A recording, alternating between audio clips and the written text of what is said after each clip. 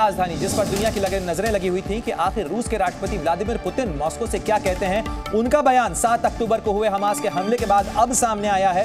Putin ने Israel और Hamas के बीच चल रही जंग को लेकर अमेरिका को जिम्मेदार ठहराया है।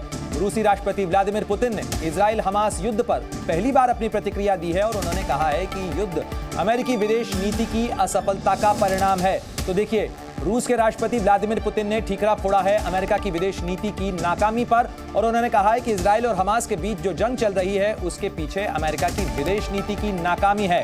तो एक तरफ जहां रूस यूक्रेन के साथ जंग में है, जहां दुनिया एक तरफ रूस और यूक्रेन के बीच चल रही जंग के परिणाम झेल रही है, तो वहीं दूसरी तरफ हमास और इजराइल के बीच जो लड़ाई शुरू हुई है उसके लिए अब तोहमत जो है वो रूस के राष्ट्रपति व्लादिमीर पुतिन ने अमेरिका के माथे पर मढ़ी है। और देखिए, ये बयानों की जंग किस तरीके से है वो भी आपको बता देते हैं। मध्य पूर्व में अमेरिकी नीति फेल हुई है, ये व्लादिमीर पुतिन का कहना है, तो वहीं जो बाइडेन ने साफ कर दिया है कि हम इजराइल के साथ हैं।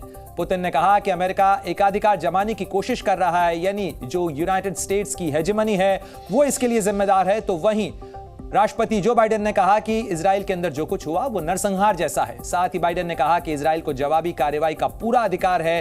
तो वहीं पुतिन की तरफ से कहा गया कि अमेरिका ने फिलिस्तीन के हितों का ध्यान ही नहीं रखा।